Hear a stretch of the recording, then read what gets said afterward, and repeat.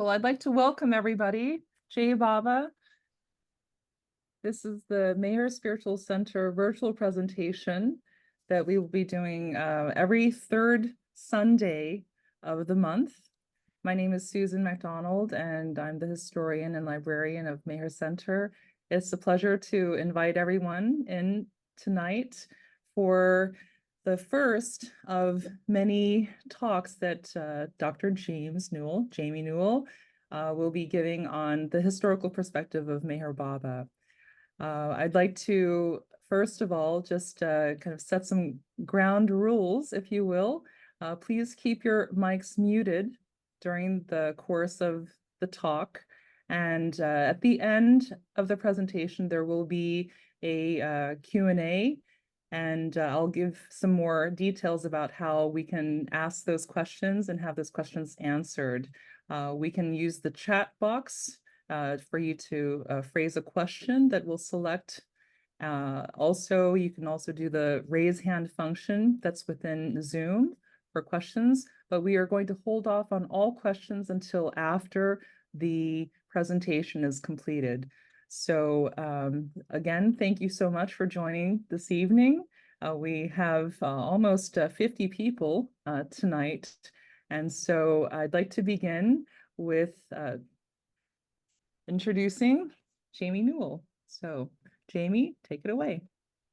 Thank you, Susan. Thanks everybody for coming. I'm going to go ahead and share my screen and get started because I like to talk and I'm going to do a lot of that. So this will facilitate some of that. So as Susan said, let me see, can you see that now? Whoops, I messed it up again. Hold on. That just happened. I'll get it.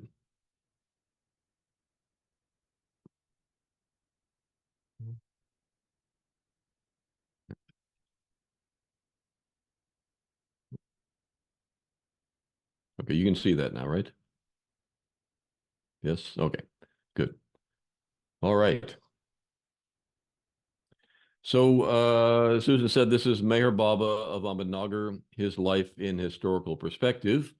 And the whole approach is going to be Meher Baba in the context of history. So I want to welcome everybody. This is, as Susan said, our first installment of the series.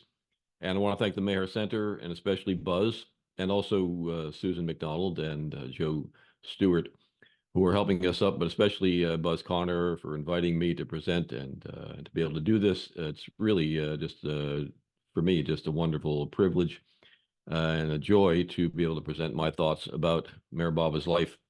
Right direct here, we're being webcast live from the Meher Spiritual Center.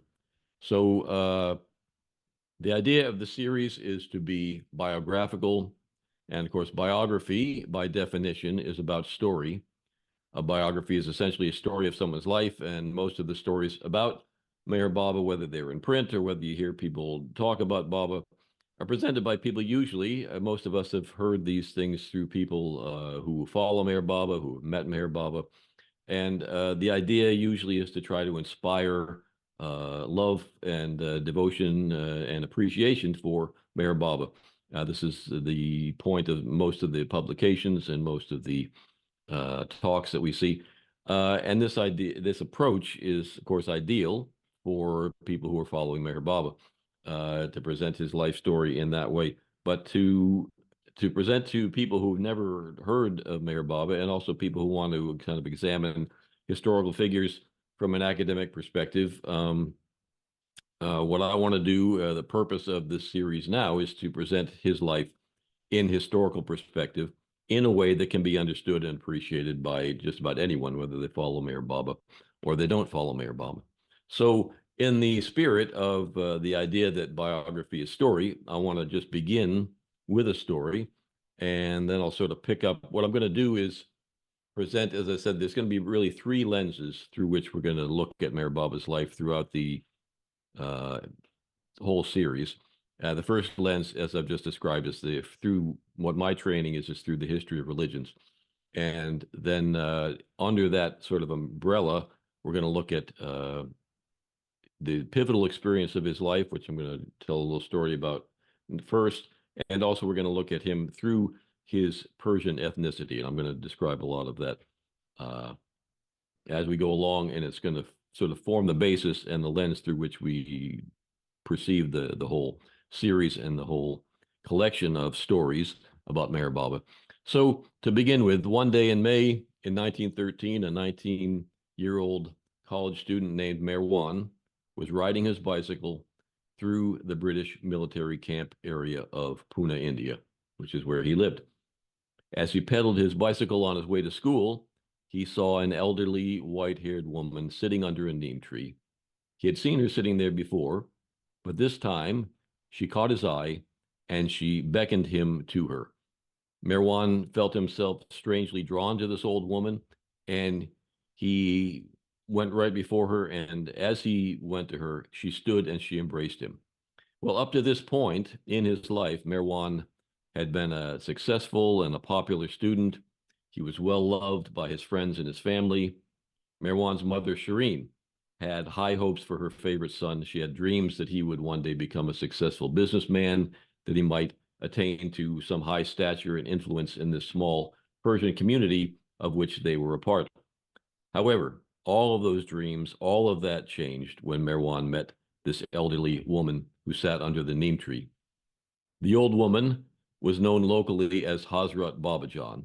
She was a Muslim holy woman who was much respected as a saintly person by the Muslims living in the camp area there in Pune.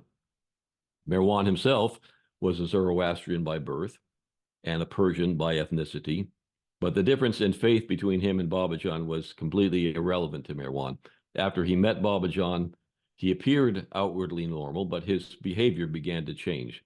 Little by little, although he had been a successful and an attentive college student, he began to lose all interest in his studies. He increasingly spent his evenings sitting with Babajan, and the respectable people in this local community of Pune, the camp area, shunned Babajan. They considered her to be a madwoman. These attitudes, of course, had no effect on Merwan. He was just sort of transfixed with her. He continued to be drawn to her, even though they barely ever spoke to each other throughout all this period. Then one night in January in 1914, after sitting for some time with this old woman, Merwan kissed her hand before leaving to go home. And at that time, Babajan took Merwan's face in her hands and kissed him on the forehead between the eyebrows. Well, many years after this event, after Merwan had become known as Meher Baba, he spoke of this experience of receiving the kiss from Babajan, and he said, quote, "At the time, Babajan gave me the nirvikalp, or inconceptual experience of my own reality. The illusory, physical, subtle, and mental bodies, mind, worlds, and one and all created things ceased to exist for me, even as illusion." Close quote. Now, it's reported that after this experience of being kissed by Babajan, Merwan appeared to be in a type of comatose state. It's reported that he barely ate or slept for some 9 months. The local people, doctors, and even his own mother were completely convinced that he had gone utterly insane. Yet after several years of wandering, of seeking out the contact of a series of spiritual teachers, and after an extended period under the tutelage of the Hindu spiritual teacher Upasni Maharaj, Merwan appeared to have returned completely to normal. And although he was returned to normal and he was now certainly not insane, he was not only not insane, but he had become extremely high functioning. However, his academic life and any aspirations for a business career were now completely over. Instead, he gathered around himself a number of disciples, and he began functioning as a spiritual master himself.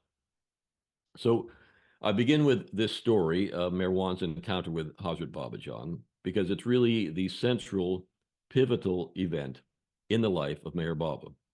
Literally everything that follows in his life flows not only from the importance of this event to Merwan personally, but also from the cultural context in which this event occurred.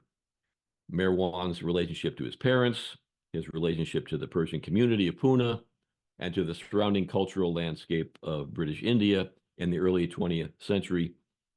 All of this shaped his life experience before and after his encounter with Baba Jan. Now, as I've already noted, in this series, it's my hope to tell the story of Meher Baba's life in a way that's descriptive, that's historically accurate, and I'm not even claiming, I'm expecting and hoping. I have many friends out there who'll be listening in, and I know that I will say things that aren't completely accurate. I'm trying to do broad strokes, and so I look forward to the constructive corrections that I receive from people. But I'm going to try to be accurate, and I want to tell the story in a way that can be appreciated by almost anyone, whether they are absolutely new to the name of Meher Baba and to his life, or whether they are longtime followers. So my own training is in the academic field of the history of religions. One of the tenets of this discipline is to present religious phenomena, and right there, even using the word religion, I know a lot of people bristle at that. Meher Baba is not a religion, and it's about spirituality. And even academic scholars don't like the word religion, but you'll hear me use that, talk about religious experience, religious phenomena. Although we don't like that, and scholars don't like that, but try as we might, no one's really come up with a better word. And when we talk about descriptions and definitions of religion, the phenomenon, Meher Baba and the phenomena around him kind of tick all the boxes that would fall into that category. So I'm going to try to steer away from it, but from time to time, we'll use terms like history of religions and religious phenomena like that. So one of the tenets of the discipline is to try to present religious phenomena in a descriptive way without relying on faith statements or confessions of faith, or simply repeating a religious narrative in a way that's supposed to be accepted by the listener. It should be presented in a way that anyone can examine and try to evaluate such statements on their own and do their own research, and that's sort of the purpose of the discipline, and it's what I'm going to try to do as well. So the goal is to present historical data in a way that can be understood and accepted by most people, by most observers or most listeners, or however you want to put it. So in terms of Meher encounter with Baba Jan, there are multiple attestations, that means multiple reports about these events in the historical record. Even so, in the same way, there are also multiple ways that people have understood these events. In other words, it's not just people don't just accept the fact that Meher Baba said he had a spiritual experience. The Persian community in Pune considered it a foregone conclusion that poor Shireen's favorite son had lost his mind. Meher was known at that time as the Mad Irani, the lost child. For several years, he was just wandering around. He continued to run after, by their perspective, to run after so-called saints. And he was someone who had even managed to dupe some of the local people, the more gullible local people, into considering him to be a spiritual figure himself. Of course, those who did become followers of young Meher interpreted his experience very differently. And of course, Meher himself also interpreted it differently. But as the decades rolled up by, Meher Baba, Meher not only attracted a large international following, but he managed to produce a number of very well articulated spiritual texts on spiritual practice and cosmology that were philosophically astute and which synthesized a number of mystical ideas from different spiritual traditions. And it's kind of hard to maintain this idea that he's the Mad Irani when he's functioning in a very high way and producing very respectable and really sophisticated spiritual texts. And this is something that we're going to continue to look at as we go through the whole series. So the question arises when we look at these things, which version of Meher experience are modern people supposed to understand? Did Meher simply recover from a psychotic break or a nervous breakdown? Or did he experience the unica mystica, the mystical union described by mystics of the past? Throughout his life, Meher Baba himself described himself as first a Sadguru, or a perfect master, which is a fully God-realized person. And then later, he described himself as the avatar, an incarnation of God. So how are we as rational modern people to understand his mental and or spiritual state throughout his lifetime? How are we going to evaluate these things? I know there's a story where during the 3 incredible weeks, Mayor Baba asked the men there, what do you take me to be? And one of the men said, they said various things.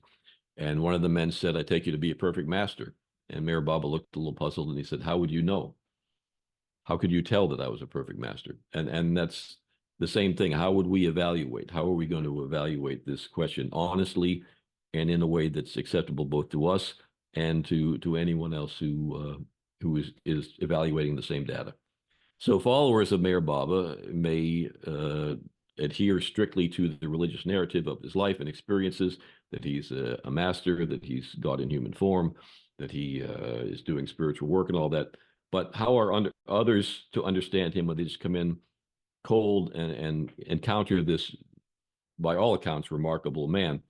Well, this is what we're going to be considering throughout this series. So anthropologists and religious studies scholars have used a variety of criteria to differentiate between spiritual and neurotic or even psychotic experiences. One of the common criteria is to look at both the general stability of the personality. Are they able to function in the world? What's their stability? And to look at that, and as well to look at the cultural context and the local cultural understandings of mystical or religious experience. For a long time, the early anthropologists all labeled shamans as being psychotics and neurotics and just crazy. And then, particularly in modern times, when there's been a huge sort of renaissance in the study of shamans and the shamanic experience, and they see now that the functioning in the context of a group, the shamans often are actually the most highly functioning. And although I'm not saying that Mayor Baba is a shaman, and I won't get into the anthropological categories, but he falls into a category of someone who receives revelation. There's a priestly caste who preserves revelations, and there's the shamanic type who receives a revelation. And Mayor Baba would fall into that category. So we, again, to look at him in that way, we want to see, well, what exactly is the context? How is this understood? And from where does he get his own interpretation of his experience? So the cultural context of Merwan's immediate family and community life was decidedly Persian and Zoroastrian. Although he was also exposed to Hindu, Muslim, and British colonial influences as well, it can truly be said that from the day he was born in David Sassoon Hospital in Pune, India, on February 25th, 1894, to the day he died at Merazat in Maharashtra, India, Merwan Shahryar Irani was 100% Persian. This is a fact, and one that's often overlooked when Mayor Baba's life is described and discussed. He's often described as being an Indian spiritual master, and certainly that's true. He was an Indian citizen, although he also had a Persian passport. But he was born in India, and he was very much Indian, but he was specifically Persian. So over the course of this series, we're going to consider the events of Mayor Baba's life primarily, as I said earlier, through 3 different lenses. The first lens is the academic lens of the history of religions.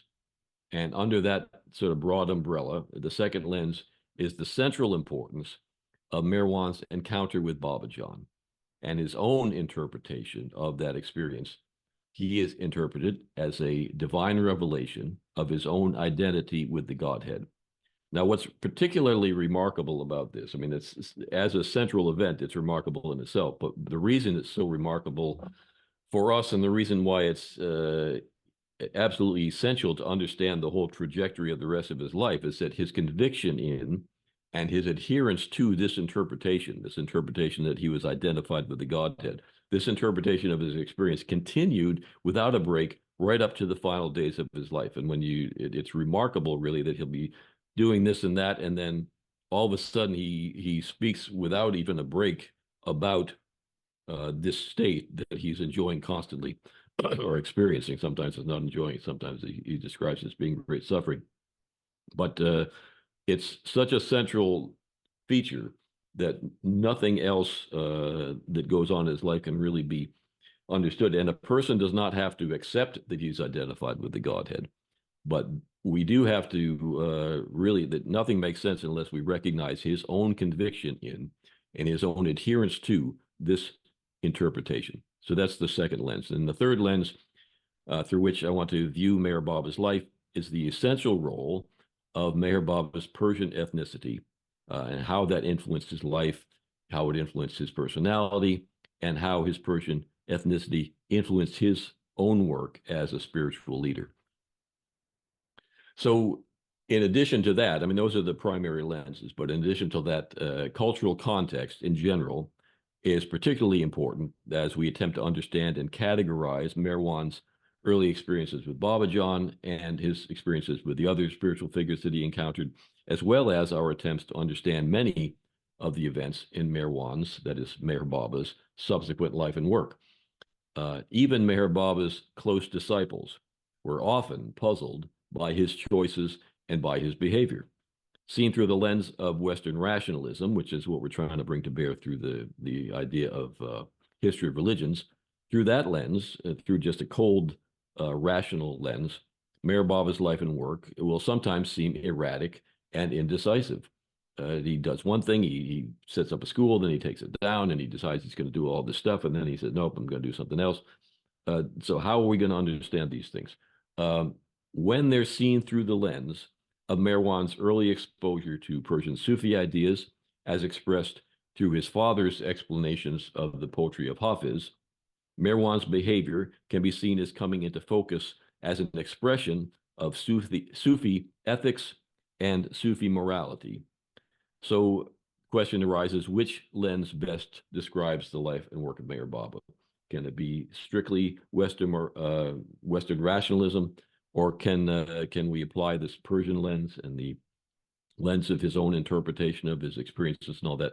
Well, these are questions that we're going to explore throughout the series. Obviously, I think that all three of these can work together and be helpful to us in understanding Meher Baba in a way that's both acceptable to people who follow Meher Baba and to people who just come in cold and are trying to make sense out of this whole trajectory of his life, which is quite, by any measure, is really quite remarkable. So that's going to be our task over the next be pretty much a year. I'm going to be in, I hope to be in India in June and early July, so we won't have any meetings then. But up into December, we're going to try to cover a lot of material. And even then, there'll be a lot left on the cutting room floor, of course.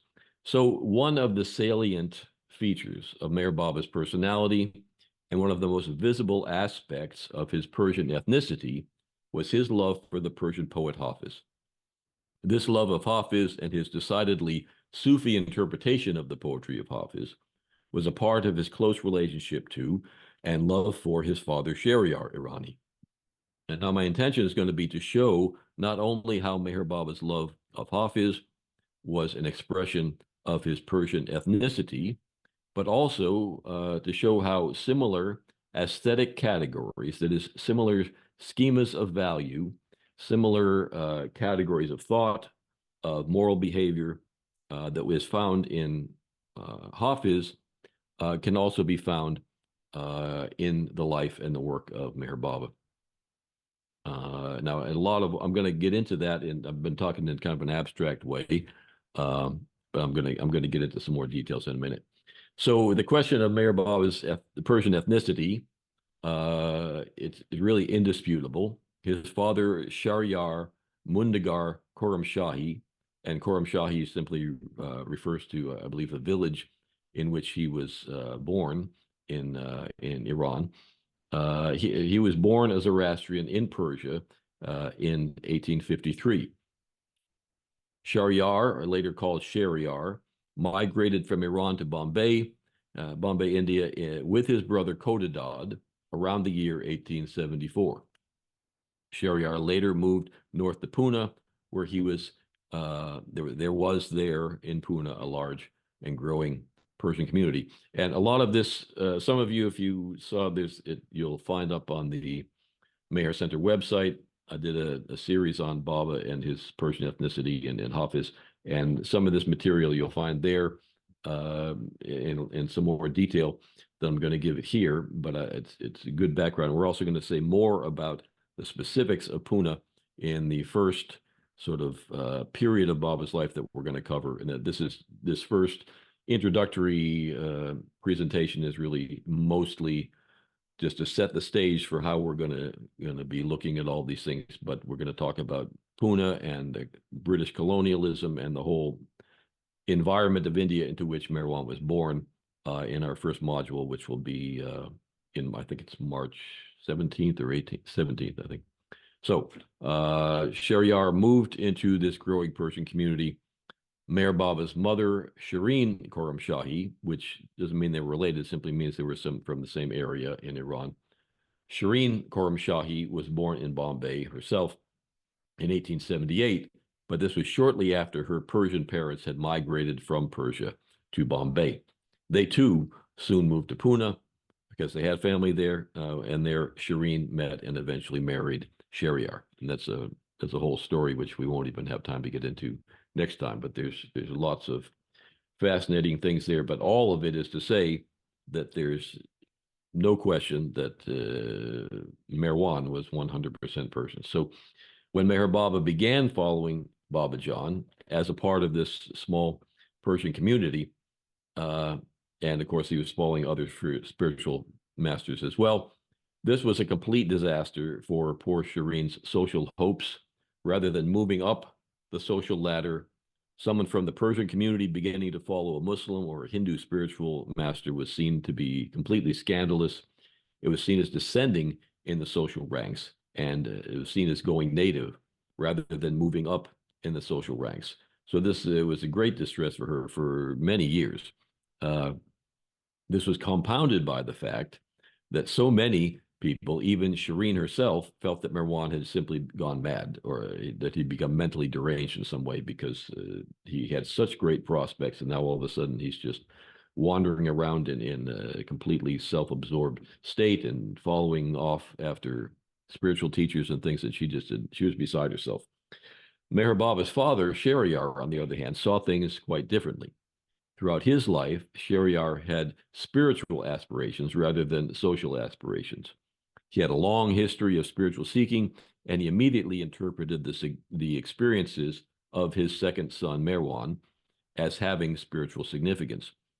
Shahryar was steeped in Persian mysticism, and he enjoyed a special bond of closeness with his young son, Marwan, whom both Shahryar and Shireen referred to affectionately as Merog. So a part of that bond between Shahryar and Marwan, young Marwan, was expressed through their common love of Hafiz. And according to one source, Baukauchuri says that, quote, Marwan had a deep passion for poetry and would ask his father to read the Divan of Hafiz to him and to explain its true meaning. Father and son would sit together until late in the night. The boy would remember whatever poems his father read, close quote. Well, from this account, it appears that this was the beginning of young Marwan's lifelong love of the poetry of Hafiz. It was also the beginning of his exposure to Sufi ideas, which he learned through the spiritual explanations of the poetry of Hafiz given to him by his father, Shahryar. And we'll say more about Shahryar's own history and his own, although he is Zoroastrian, and most Persian Sufis were Islamic.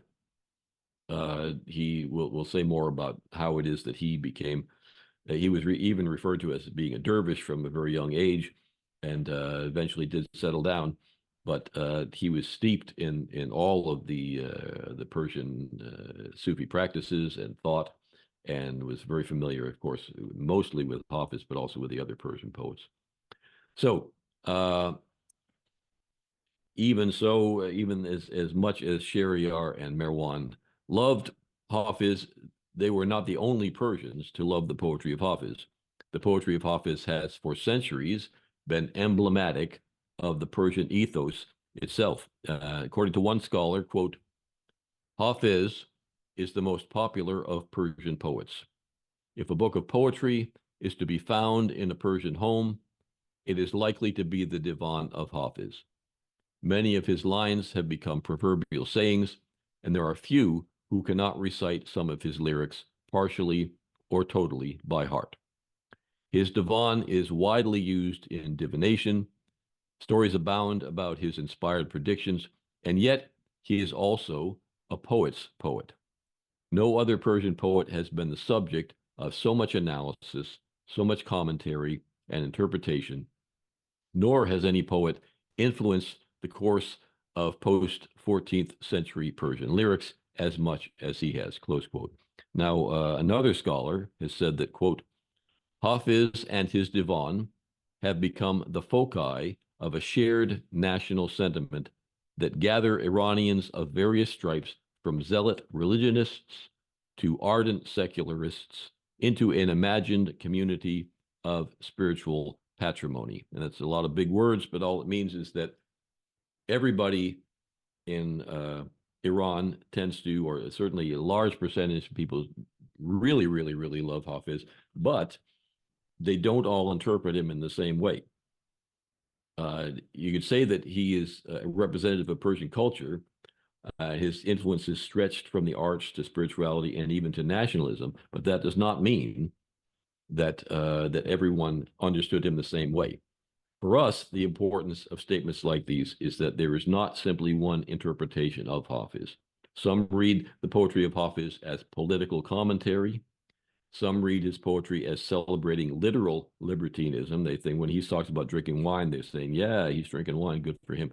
And they think he's really getting drunk and doing that.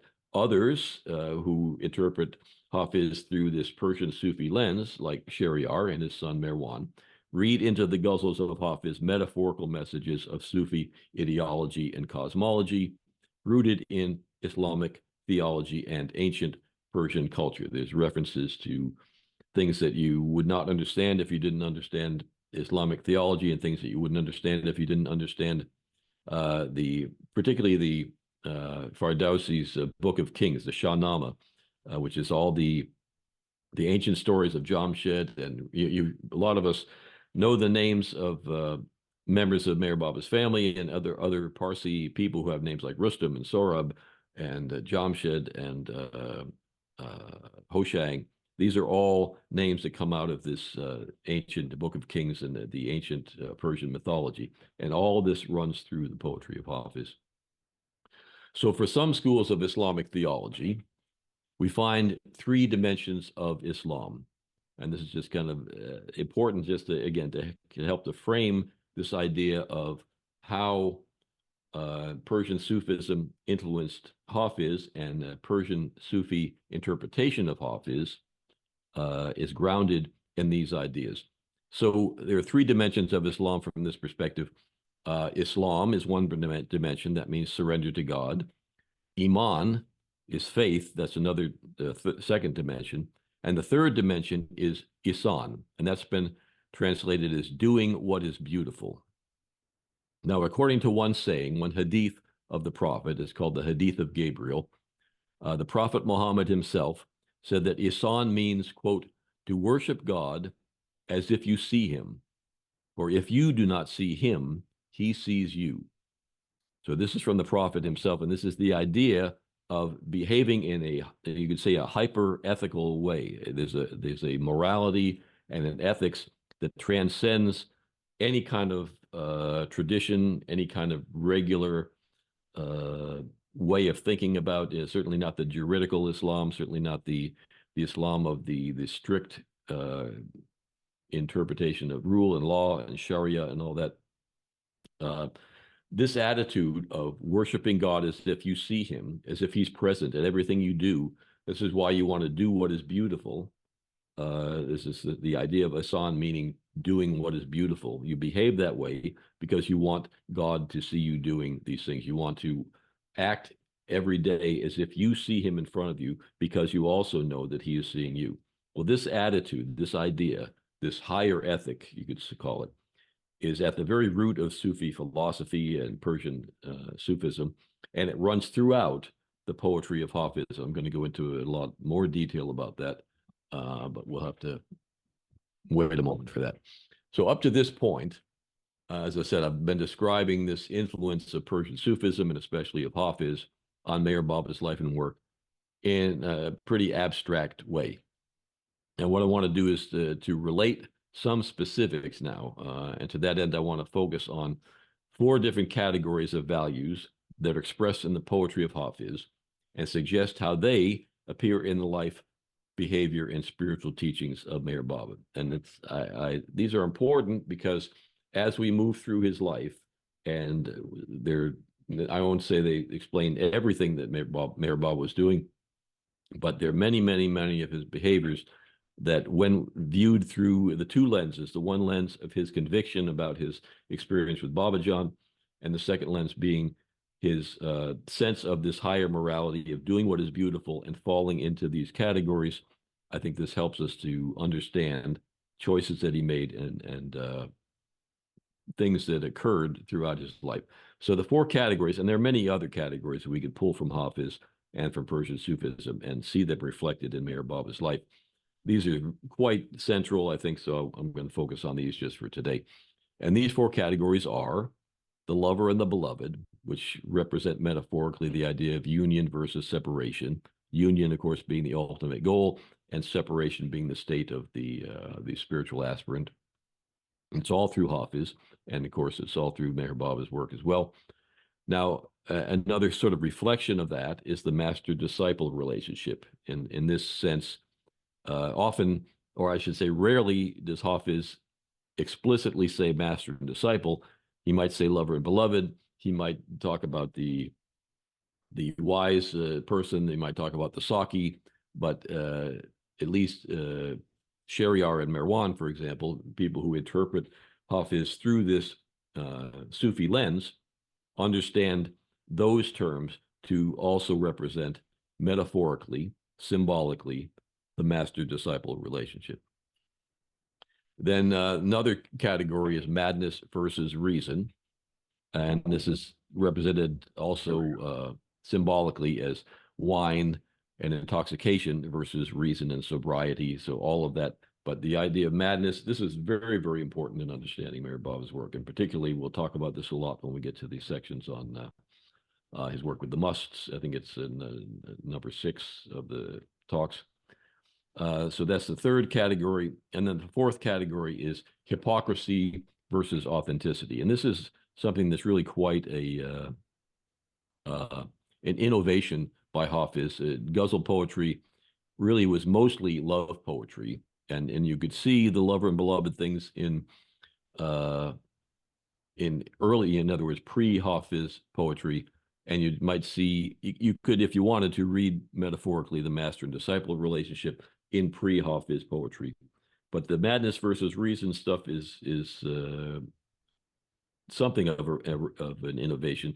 But this whole business of hypocrisy versus authenticity is really quite an innovation, where he talks about people in the social group and the maybe the chief of the police, or certainly he was very critical of Sufis. See, I'm saying he was expressing Sufi ideology, but in fact, the Sufis of his day were actually the clergy. They were the people he was talking against. So he'll often say critical things of Sufis, but what we think of as Persian Sufism today and the ideology behind Persian Sufism is what he was expressing, not there's a saying about how the Sufism of that time had only had the form and had lost its true meaning.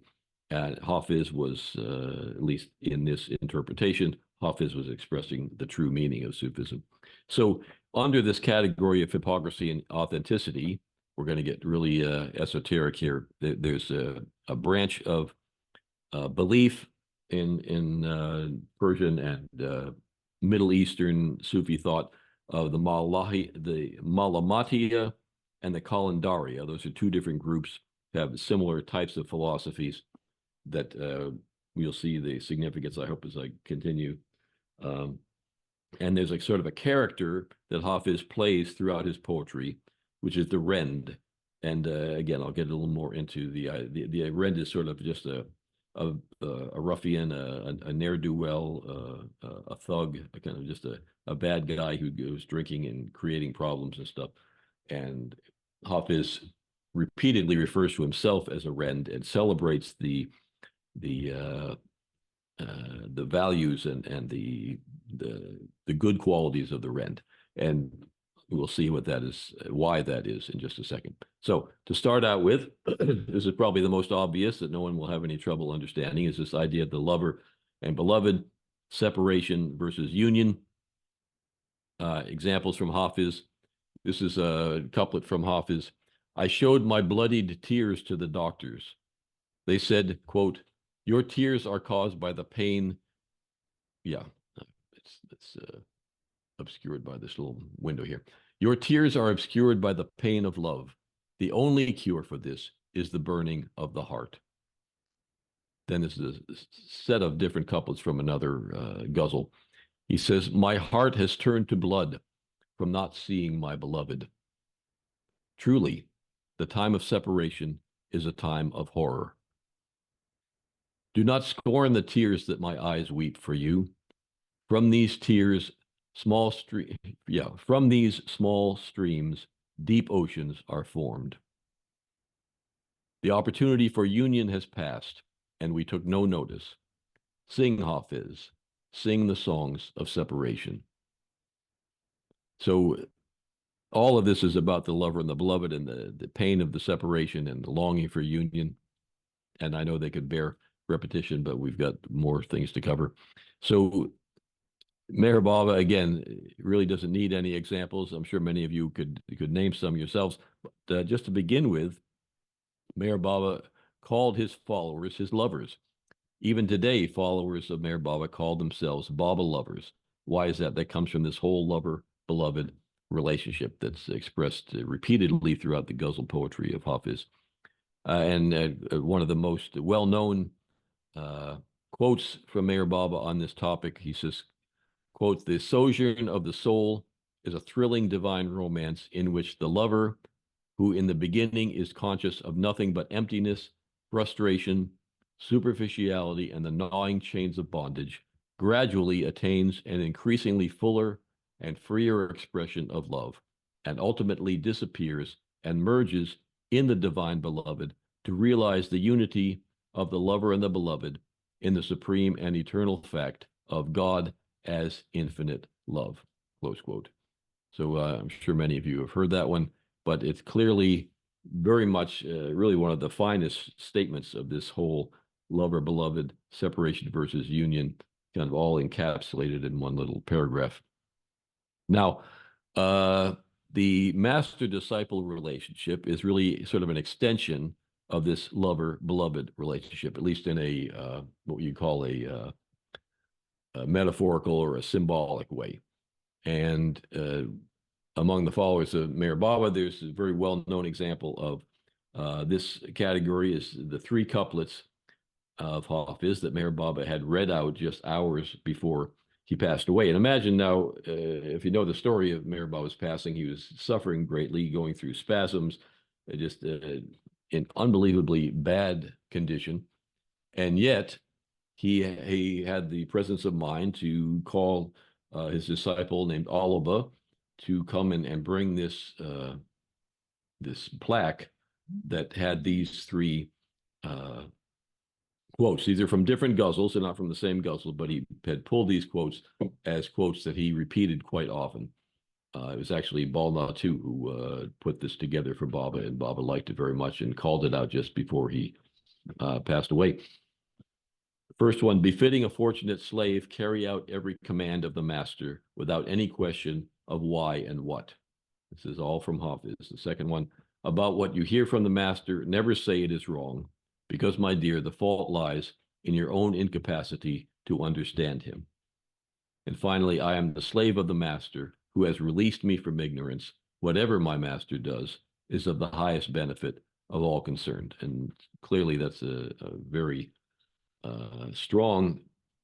And now we have to also recognize that not everyone would use the word master there. This is the way Baba translated it himself.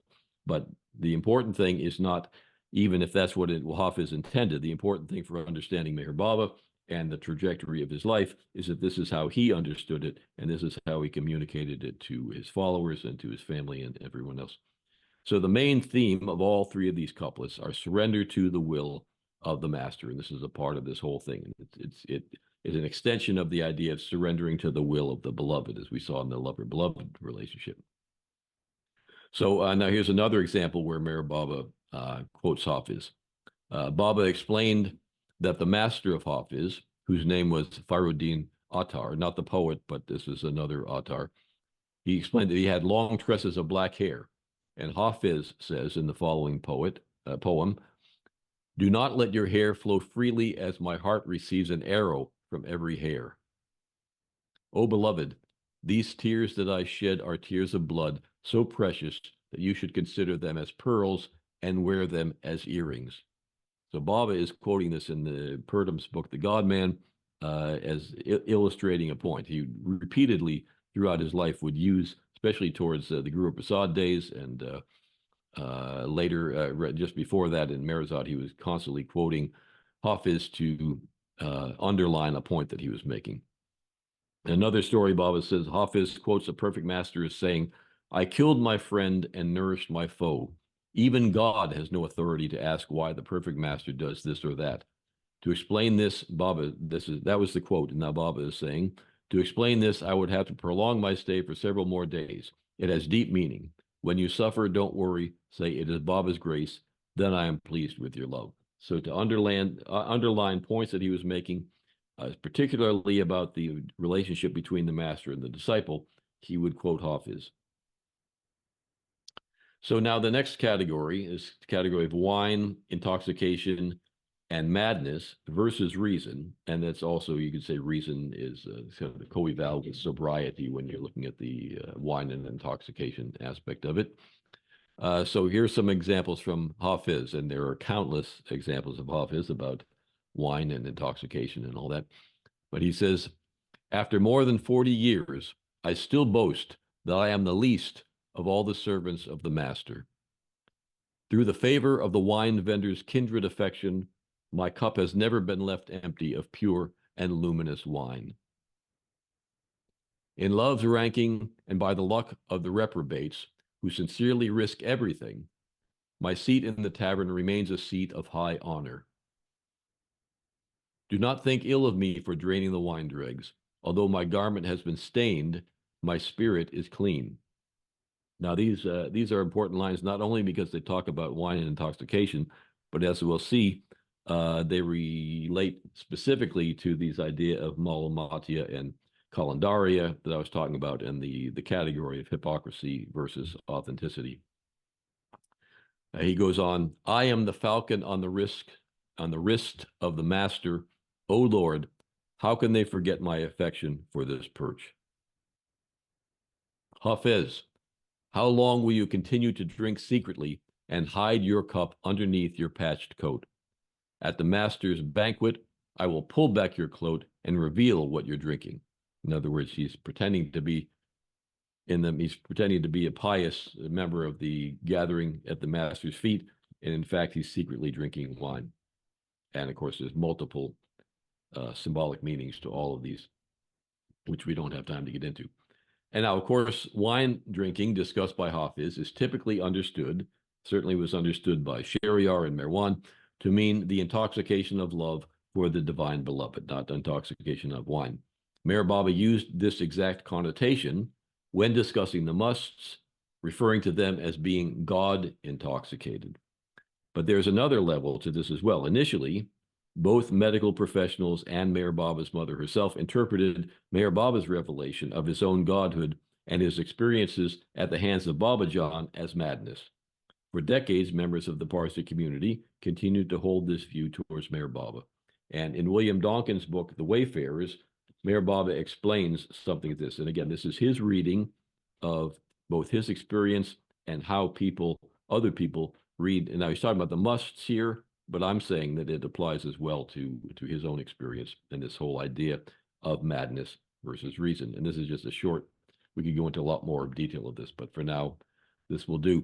He says, quote, according to one way of interpretation, Madness is a deviation from the average mode of consciousness and behavior, and its degree, the degree of madness, is to be measured by the amount of its departure from the average pattern. But according to another way of interpretation, madness is the incapacity of consciousness to understand or express truth, and its degree, the degree of madness, is to be measured by the extent to which it deviates from the truth. And he goes on to say, and this can be understood to mean that just because if everybody is mad, then that's normal, that's average. And if someone, the must, for example, or someone who's received a kiss from Baba John and had a revelation, they are above the line. They're above average, and so they appear to be mad to the average person. And this is how Hafiz expresses the idea of madness. This is how he understands and expresses the ideas of wine and all that. And again, this is a category that's going to be really, really important in understanding Meher Baba's behavior and his understanding of his own state as we go through the different phases of his life. Okay, so this final category is the category of hypocrisy versus authenticity. And an example from Hafiz, there are preachers who make a great show in the pulpit, but when they retire to their chambers in private, they engage in very different pursuits. I have a problem. Please go and ask the wise ones of the assembly. Why is it that those who call us to repentance repent so little themselves? It seems they do not believe in nor fear the judgment day. They claim to represent the judge, that yet they practice falsehood and deceit. So he's talking about the clergy, the Islamic clergy, and even the Sufi clergy, and how they are hypocrites. And at least he's not a hypocrite. When I awoke at dawn, he says, from the heavens there came a sound. Reason spoke, saying, I know what it is. It's the angels chanting. They must be memorizing the songs of Hafiz. So he's saying that the angels who sing to God really like these things he's saying about the hypocritical priests and everything. So that's one example. There's countless examples about hypocrisy and authenticity in Hafiz. So again, we're all familiar, I'm sure, with how that shows up in Meher Baba's life and work and what he had to say about it. He says, quote, the only sin which God does not forgive is hypocrisy. The hypocrite deceives himself and others too. These days, the hypocritical saints have increased in such numbers that, though I am the ocean of compassion, it has become nauseating even to me. Close quote. It is no sin, is another quote. It is no sin if one does not believe in God, but to be a hypocrite is a sin. If you have no faith, it does not matter. By coming to me, you do not lower or raise my status. It is immaterial if you do not come to me. But when you come, if you continue to be hypocritical, it displeases me. I will not be displeased if you speak against me or do not come to me, but I cannot tolerate hypocrisy because a hypocrite not only harms himself, but also disturbs the faith of others. Close quote. Now, again, I'm going to get a little esoteric here, but I think it's very worthwhile because this really cuts to the heart of some of the kind of thornier problems that people have in trying to figure out what in the world was Meher Baba doing in this situation or that situation. So the first category, this is a group of, and I don't have at my fingertips the correct, this is one of the places I'll be corrected by someone, but the Malamatya is it's kind of like a Sufi movement in 13th, 14th century Persia. And the idea is that the exterior behavior is wild and nonconformist, while the inner heart is kept pure. Remember, we read just earlier about how Hafiz said, although his cloak is stained with wine, his heart is pure. This is a Malamatya type of attitude. Thus, blame and a bad reputation improves one's humility and improves the spiritual quest. So if people criticize you, if people think badly of you, and as long as your heart is still pure and your intention is still pure, that not only isn't a bad thing, it helps you to maintain your humility, and it helps you to move along the spiritual path. So this is central to a lot of Hafiz. As I said, there's a character sort of that Hafiz plays, or that is represented in his poetry, the idea of the rend. And the rend is variously translated in English as a rake, or a ruffian, or a pious rogue, or a brigand, or a libertine, or a lout, or a debauchee, etc. This all comes from actually the Encyclopedia Ironica. And it's the very antithesis of establishment and propriety. But the idea of this character is that this character plays into the Malamatia idea, and as we'll see in a second, the Kalendaria idea of putting out something that will be criticized, but maintaining in the Tao Te King, Lao Tzu talks about the Chinese book of philosophy. He talks about keeping the left-hand tally, which means to behave honestly, even if everyone around you is being dishonest, to behave honestly. And this is a similar kind of thing where, except that one deliberately looks as if they're being dishonest, looks as if they're being, flouting all the rules of propriety, whereas in fact, Hafiz in one poem talks about how he plays that role, but he delights in the early morning reading of the Quran. So he's got this, his whole purpose is to love God, but he's letting other people think that he's something else entirely.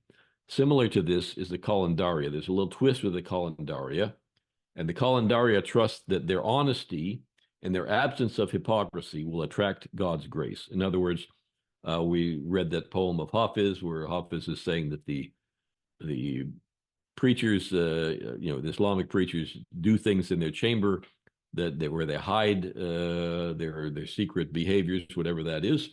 Whereas the Kalendaria would do that openly. If they're going to have girlfriends and they're going to drink wine and fool around or whatever it is, they do it openly. And even though they're not following the law, they're so honest. There's absolute absence of hypocrisy. And so because of that, they feel they will attract God's grace. This is another thing that's found in the poetry of Hafiz. It's just another way of looking at it.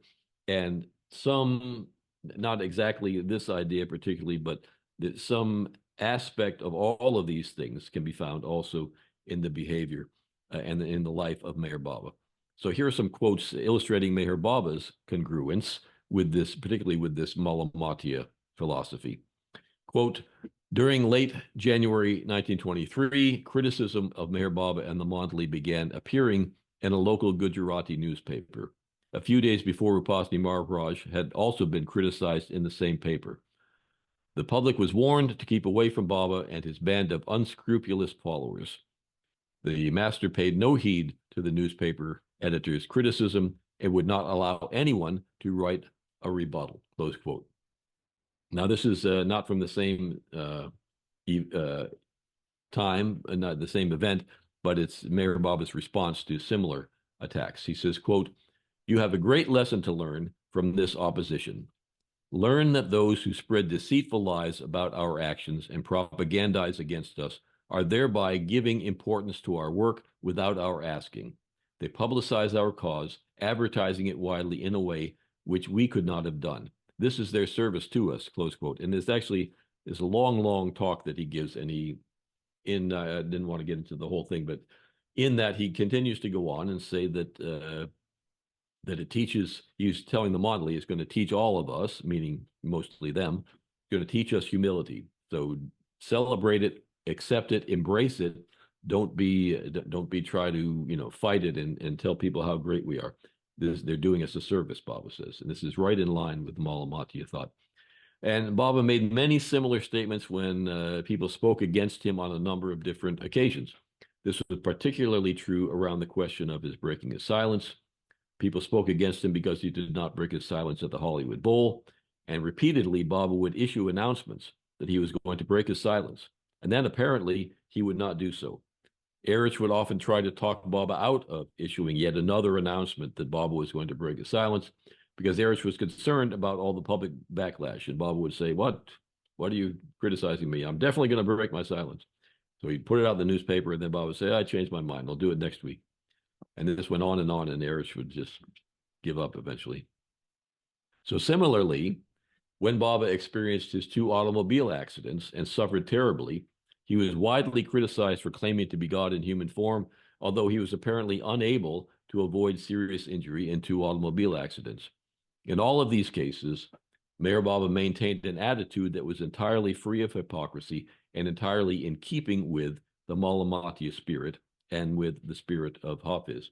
And I might say he also maintained throughout those experiences this complete conviction and unabating interpretation of events as emanating from his own identity with the Godhead. So I've had a lot to say. I appreciate y'all being, sorry if I raced through it a little bit at times because I wanted to cover everything, because this is going to be the sort of the backbone of how we look at Meher Baba through the remaining installments of this series. So in conclusion, throughout these remaining talks, we're going to approach the life of Meher Baba through this lens of the history of religions, through the lens of his own understanding of his experience with the Muslim holy woman Hazrat Babajan, as well as through the lens of his Persian ethnicity, his love of Persian Sufism, and especially his love of the Persian poet Hafiz. This is, I hope, will provide some backbone for the explanatory frame that we use to discuss Meher Baba's life and try to put it in a perspective that is resonant both with him himself, with people who follow Meher Baba, and people who has perhaps never heard of him. So the next talk in this series is going to be on Sunday the 17th at 5 p.m. Eastern Time. Hope you all join us here at the Meher Spiritual Center. This will be called Birth and Early Life, Colonial India, Pune, and the Zoroastrian Community from 1894 to 1913. So thank you all. And if there's any contributions, discussion, questions, I welcome your kind questions. Thank you. Thank you so much, Jamie. That was great. Would you mind also adjusting your camera so that we can see your full face? Great, thank Well, I you. don't want to obscure Bob. I'm trying to do everything, yeah. Great, thank you so much. So we are now at 6 p.m. Eastern Time, and we'd like to open up for questions and answers specifically about what Jamie's talk was about, not just everything about Baba, but specifically about this talk.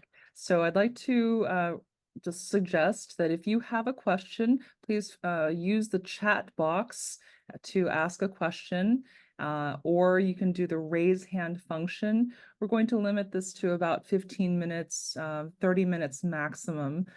So if you do have a question, please feel free to, again, put it in the chat box or do the raise hand function. Are there any questions? All right. And again, please limit the questions just to the talk. Thank you so much. So we'll begin with Tina. You can unmute. Yes. Jamie, I Hi, enjoyed your Tina. talk. Hi, Jamie. I enjoyed your talk. I Thank you. wondered, how does a hypocrite disturb the faith of others? Well, that'd be a theology question. We'd have to, of course, ask Meher Baba about that, but I would say that he stirs the faith of others by just not behaving in a way that it would reflect doing what is beautiful, and in other words, not behaving in a way that's honest. I mean, Baba always said that God is 100% honest. He wanted 100% honesty, and I would imagine that by definition, a hypocrite is someone who's dishonest. Okay. Thank you, Jamie. You're welcome. Thank you for that question. I hope they're all that easy. All right. The next person will be Elizabeth. Elizabeth. Hi, Elizabeth. Hi, I had to unmute. Well, you know, one aspect of this I've always really had difficulty with. It's the one you talked about in reference to Malamatia. Malamatia. Malamatia. And it's Baba saying that he was going to break his silence over and over again, and then he never did.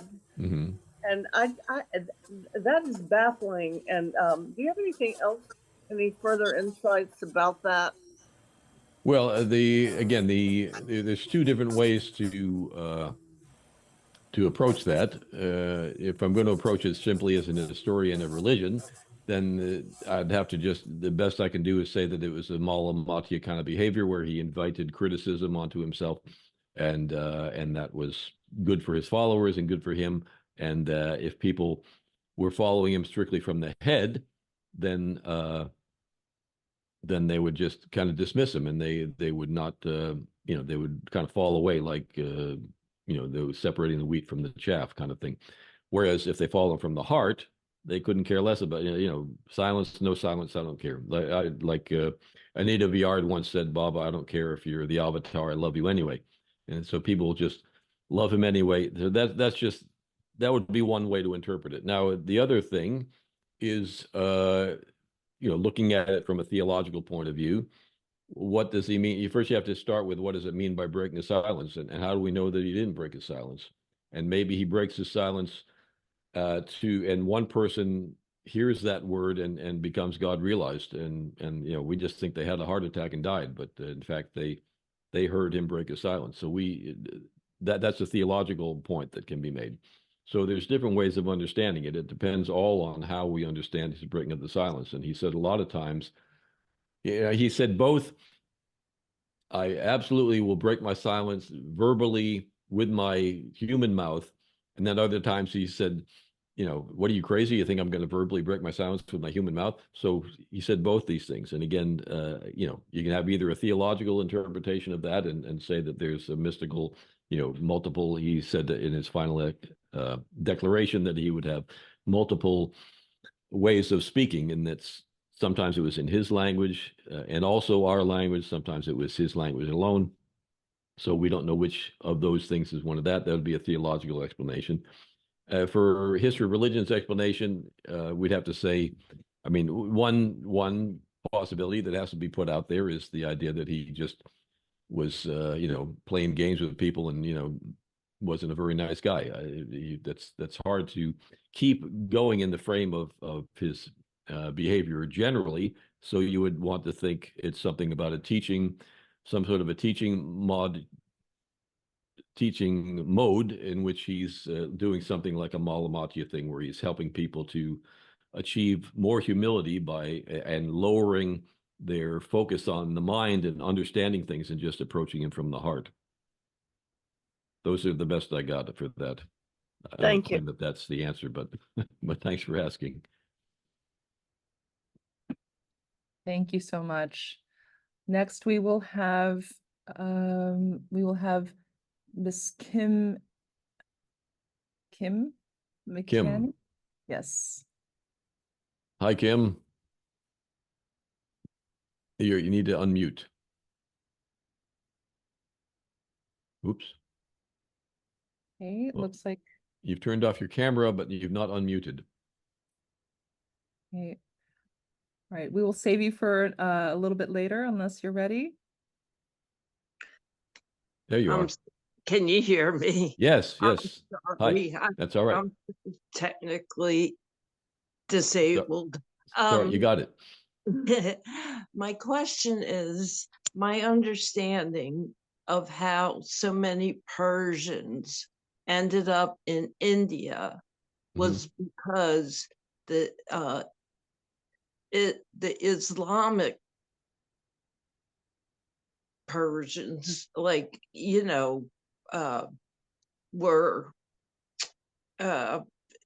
drove the Zoroastrians out. Yes, there was a lot of oppression. Now that's it's not yes, Islamic Persians drove them out, but it's not quite fair to say, like the Muslims drove them out, because there are plenty of Muslims who loved the Zoroastrians and got along with them and worked with them and were fine. It's a certain personality type that wants to oppress minorities, and there was a certain personality type of Muslims in Persia who, first of all, and this is something we're going to get into next time, is that being a Zoroastrian is not the same as being a Parsi. The Parsis emigrated a couple hundred years ago from Persia during a time that was difficult for the Persians. And so they moved into India and the Gujarat state. That's why so many hear about the Parsis always speak Gujarati. And we have the Gujarati Arti. Well, that's because the Persians settled in Gujarat, and they became very integrated into the society there, and eventually a large population moved into Bombay and began to work with the British. They could work with the British for, again, we'll get into the reasons why that is next time. But so those are the Parsis. Now, when Meher Baba's family, Shahryar and Shireen, moved, they were not Parsis, they were Zoroastrians, responding to a different wave of persecutions, wanted to get out just for a better life.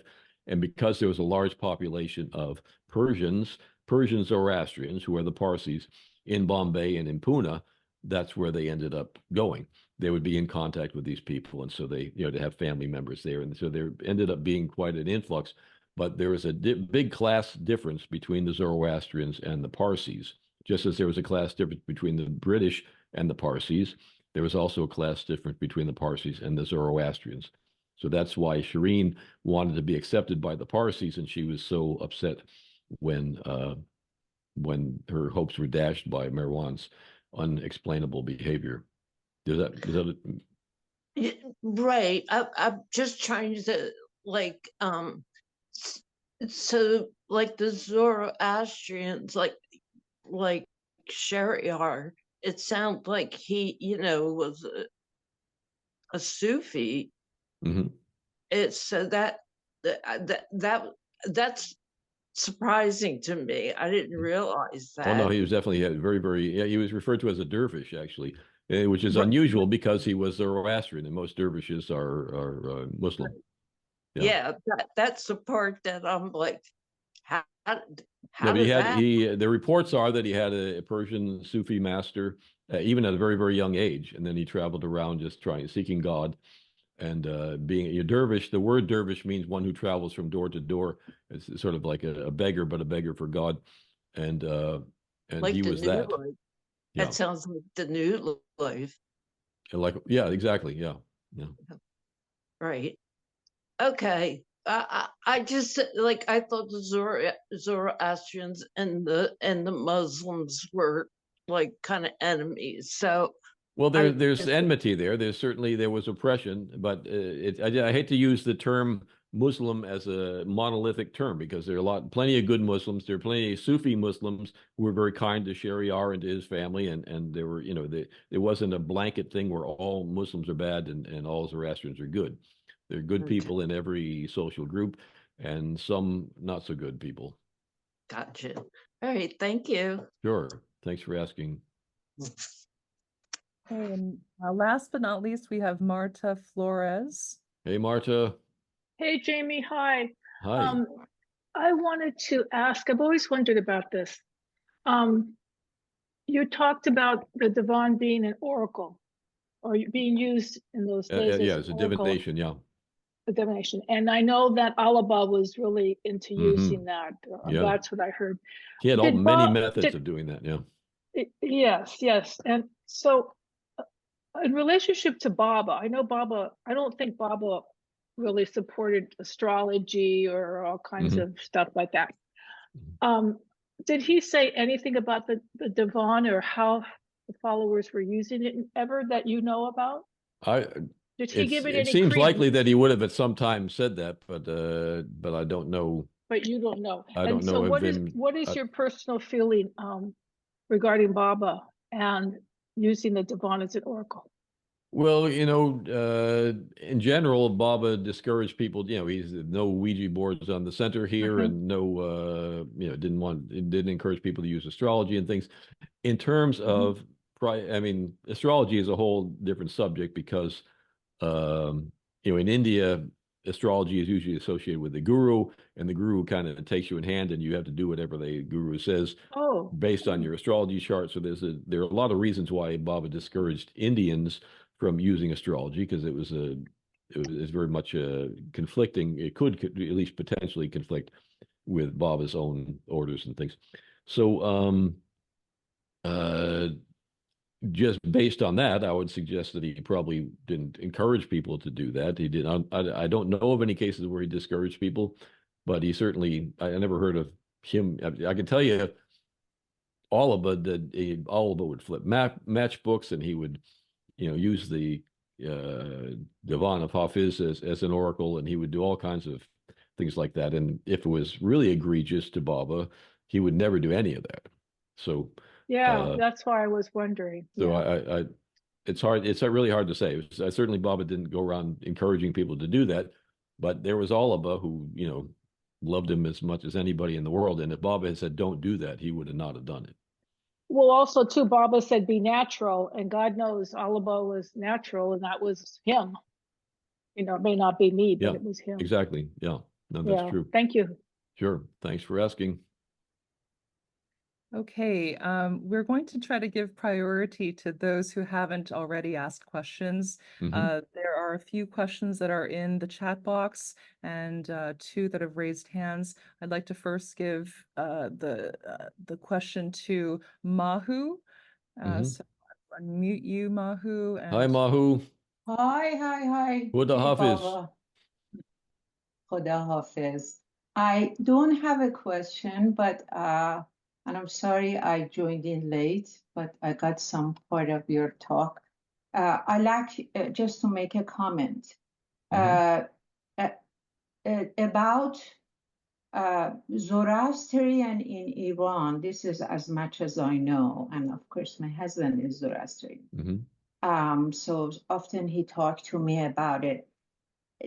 Because 95% of the country is Muslim Shia.